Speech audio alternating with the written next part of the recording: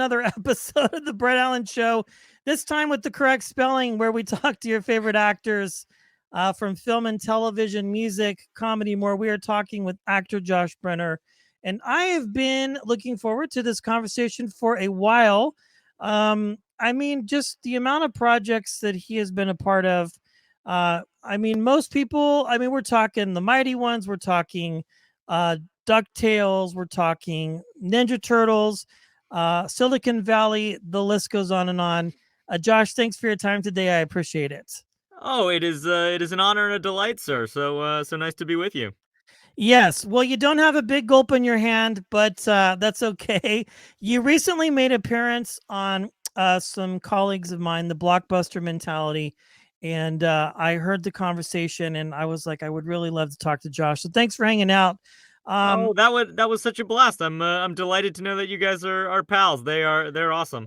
yeah, we're really good friends as far as virtually goes. We've never met in person, but we often have the privilege of having the same guest on. And so Nice. they're very cool guys. I think you guys talked about Noises Off. I think that was the movie.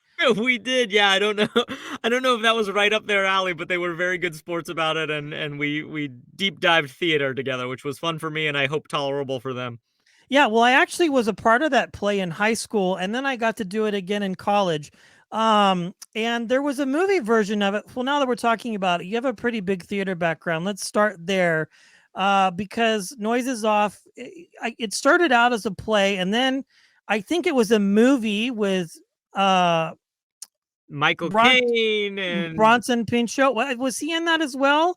Or was Michael Caine? I'm trying to remember because the movie is Michael Caine and Carol Burnett and Mary Lou Henner and it's a great John Ritter. It's a great cast. Christopher yeah, Reeve. yeah, it was a really good. Both of them were a lot of fun.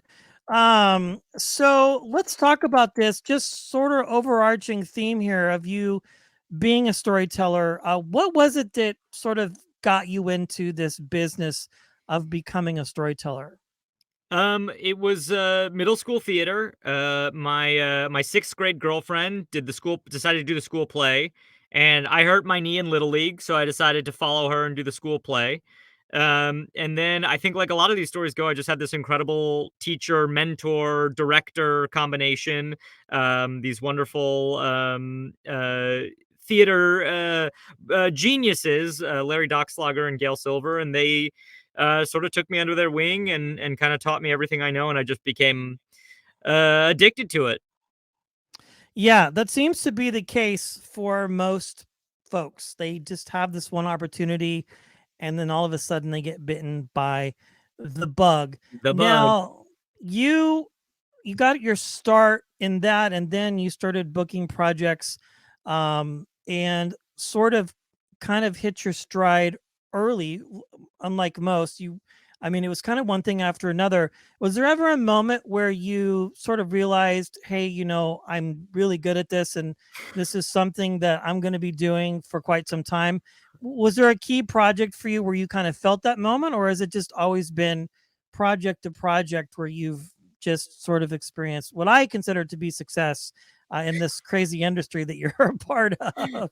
Yeah, it's funny. I think sometimes I feel like I'm still waiting for that to arrive, that moment where I'm like, "Oh, I'm good." But I never quite feel comfortable, when as soon as one project ends, I start to you can ask my wife, I start to get a little panicked, and then I really bother her as I start to freak out about getting back to work on the next thing.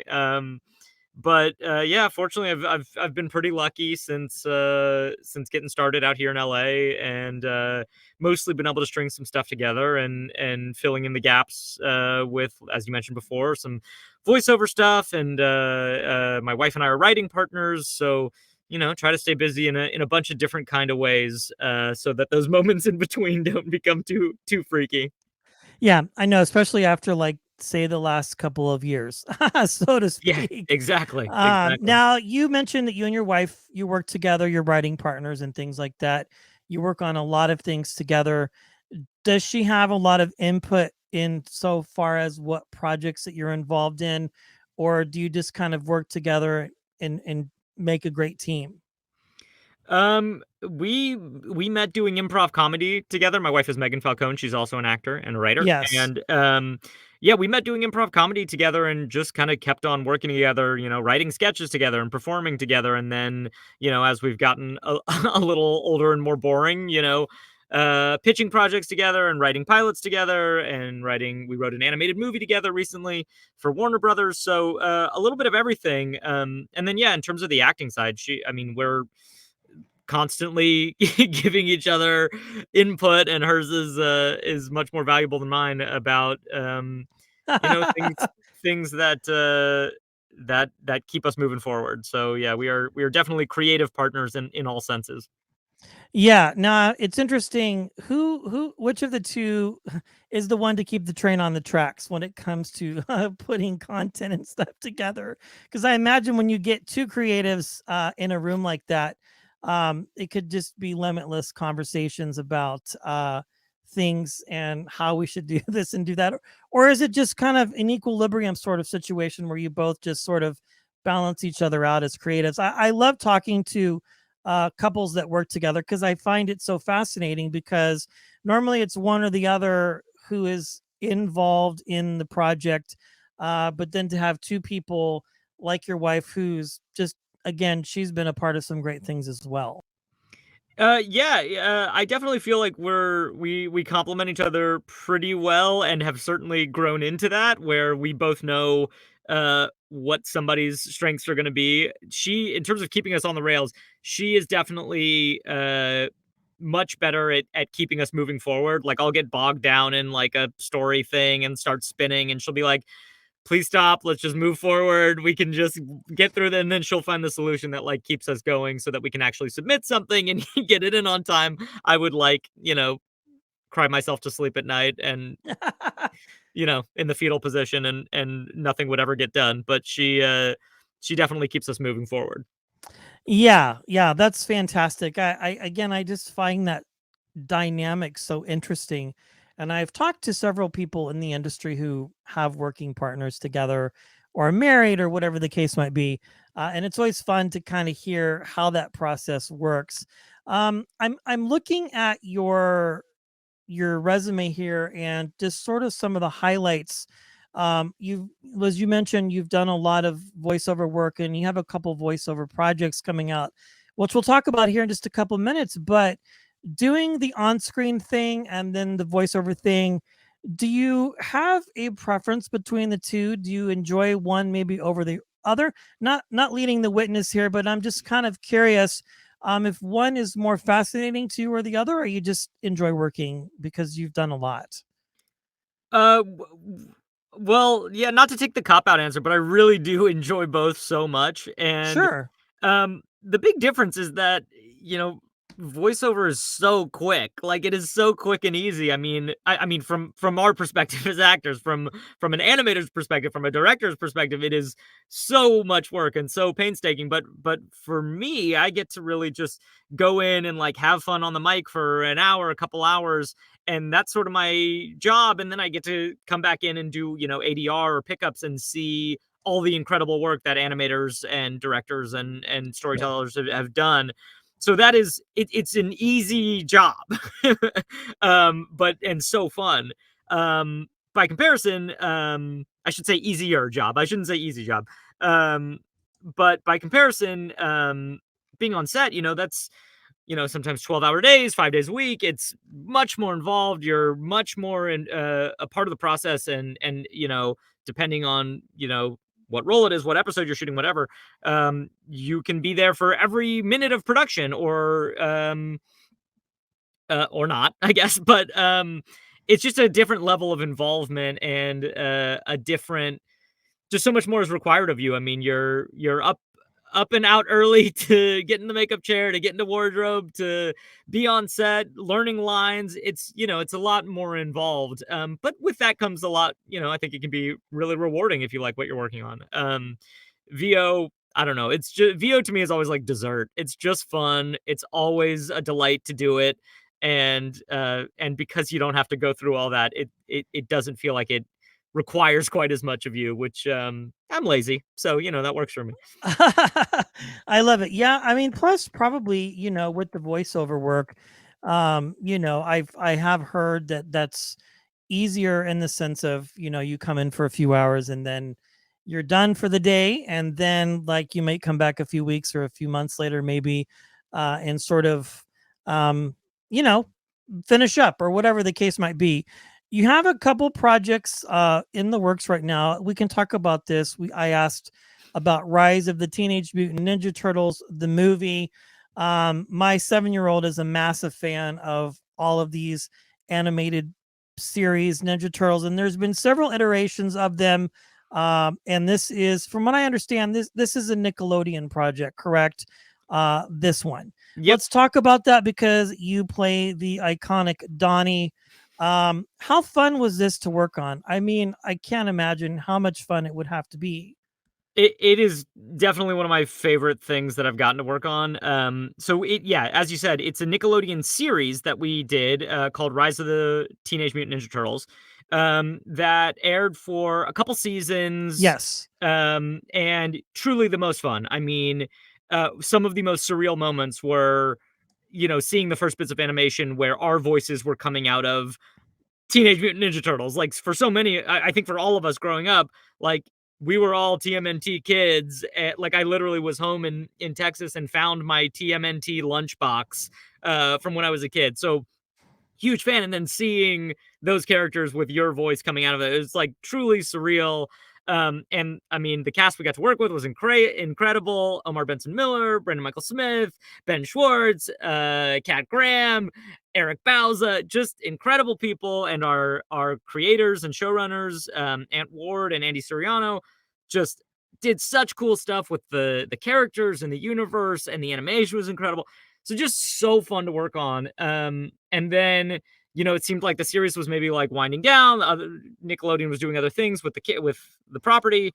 But then we got to do this movie, which was such an awesome little cherry on top. And I think the story's incredible. A friend of mine, Tony Gamaloba, wrote it along with his wife. They were also creative writing partners, Becky, and I think it's so good. The first time I read it, I honestly was tearing up. It's so emotional and well written, and I'm really excited for it. I think people are going to really dig it.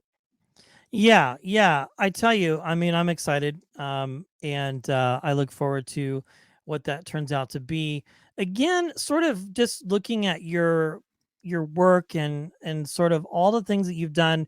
You've done comedy, drama, just a lot of different things, and had a very great career. Well, thanks. Um, Absolutely, yeah. What is some of the best advice that you've been given as a storyteller throughout the trajectory of your career that has sort of stood with you and sort of sustained you throughout your journey as a performer? Um, you know, I think back to that same mentor who I mentioned before, Larry Doxlager, who actually wrote me a note. I think when I graduated college, maybe when I graduated high school, I can't remember exactly when, with a list of things to do as you go out into this world and pursue a career in this kind of stuff. And the number one thing that he said that always sticks with me is just about being kind and not forgetting what you came here for. As a theater kid, I did it because I loved it. I did it because it was fun to do theater with fun people and friends. And I've been really lucky that I've gotten to work with really lovely people over the years and have a lot of fun doing it. I think there are sections of this business that get a little caught up in the other side of it, and it can sometimes be a drag. So I would say that's the number one thing, is just appreciate it, know that we're all very lucky to be doing this, and remember to keep that front of mind, and be nice while you're doing it. Yeah, I love that because as broad and as big as this industry is, it's also very small as far as like who you might work with or come across, whether it be on the casting side or the production side, because you never know who you might work with, right? Like it's just Absolutely, really yeah. unpredictable. Um, Again, working on some of these projects, I think, there are just a lot of highlights. Of course, I kind of joked a little bit early on about Silicon Valley. That was such a great show, Mike Judge, and just, I mean, the entire cast. We've had a few folks on from that. I want to talk about that experience because it was such a unique show, sort of life, art imitating life a little bit, and then some of the topics that you covered. Do you have any standout moments on that project that were just fun for you, that sort of have stayed with you since then, and throughout all the other things that you've done? Oh man, there are so many, as you can imagine. It was, I mean, that's really lightning striking and hitting the lottery, whatever metaphor you want to use. But to end up on a show like that, that does resonate with people, is popular, is well received, and as fun to work on as it was, definitely a lot to be grateful for, and I miss it, of course.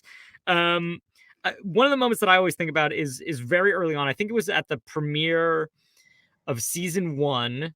We went and did a premiere up in like Palo Alto, and we're in this kind of like big theater, and there are all these like, it's like set up very cool. There's all these couches and stuff, and someone comes up to my wife and I and introduces himself and says, he really liked the show, and I thought it was really funny, and be in touch. And he hands me his card, and his email address is craig@craigslist.com. And I was like, "Oh, this is so weird." It did become a little bit of an Ouroboros where, like, the show had this feedback system with actual Silicon Valley, and, I mean, people, like, did spend time with the Elon Musks of the world, and, the various and sundry characters. I got to meet Sergey Brin at one point. Just, like, kind of crazy how us making fun of that world also became part of that world, and as you said, yeah, life imitating art and vice versa.